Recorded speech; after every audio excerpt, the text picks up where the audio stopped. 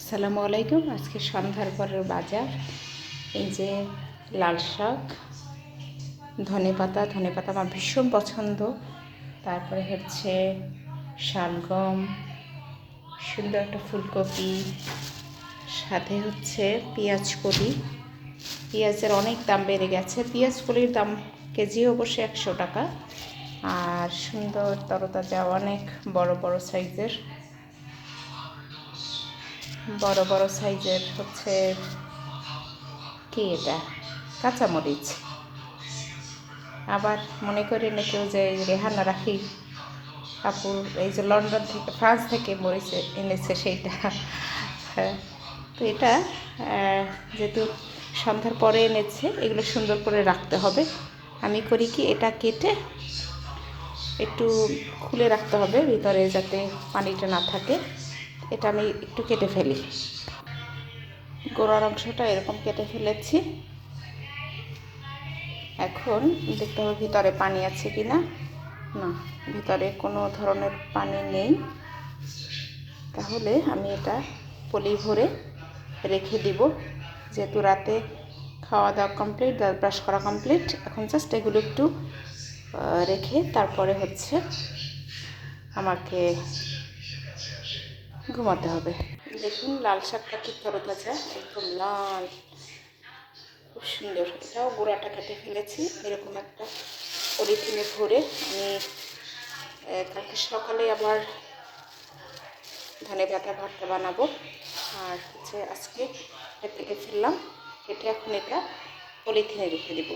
একটা পলিথিনে ভরে একদম ভালো করে এয়ারটাইট করে বেঁধে রেখে দিই। ফ্রিজে নর্মাল টেম্পারে রেখে দিতে হবে, তাহলে একদম তরতাজা থাকবে, নষ্ট হবে না। সবজি বক্সে রেখে দিলাম। রাতের কাজ মোটামুটি শেষ। ফাইনালি আমার সর্বশেষ কাজ হচ্ছে গাছে পানি দেওয়া। এরা আমার সন্তানের মতো, ওদের যত্ন নিজ হাতে না নিলে অসুস্থ হয়ে পড়ে।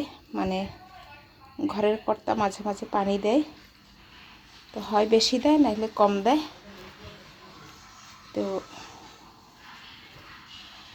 বাচ্চাদের যেমন নিজ হাতে লালন পালন করি, ঠিক ওদেরও সেইভাবে পরিমাণ মতো পানি দিতে হবে, রিপোর্ট করতে হবে।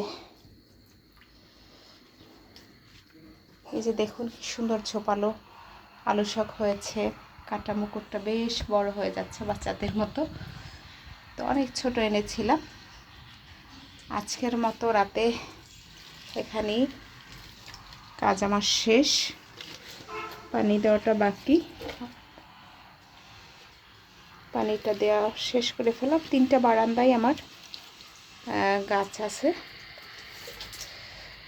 আমরা যারা ঘরে বসে থাকি, বাচ্চাদের লালন পালন করি, শিক্ষিত হয়েও মাস্টার্স পাস করেও বাসায় আছি, বাহিরে জব করার সুযোগ নেই, তারা আমরা ইচ্ছে করলে কিন্তু ইউটিউবে প্রতিদিন নিত্য প্রয়োজনীয় যে কাজ করি, সেই কাজগুলোই যদি আমরা ভিডিও করে টাইমলাইনে রেখে দিলাম, ইউটিউব চ্যানেলে, ফেসবুক পেজে, টিকটকে রেখে দিলাম, স্মৃতি হিসেবেও থাকলো।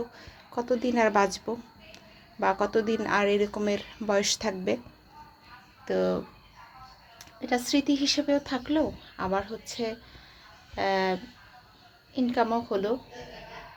এতদিন আসলে আমি ইউটিউব চ্যানেল, আগে কুকিং ওয়ার্ল্ড বাই রিমি করি, ইউটিউব চ্যানেলটা আমি অনেক আগে করেছি, অনেক বছর আগে, কিন্তু ওইভাবে কাজ করা হয়ে ওঠে নাই। মেবি ওটা 19 সালের দিকে বা তারও আগে হতে পারে, মনে পড়ছে না।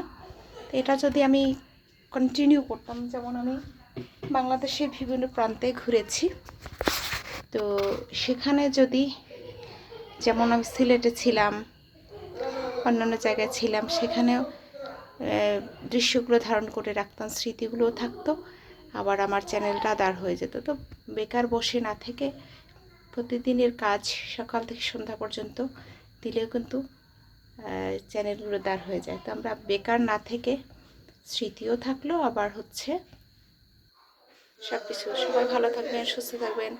আসসালামু আলাইকুম, গুড নাইট, আল্লাহ হাফেজ।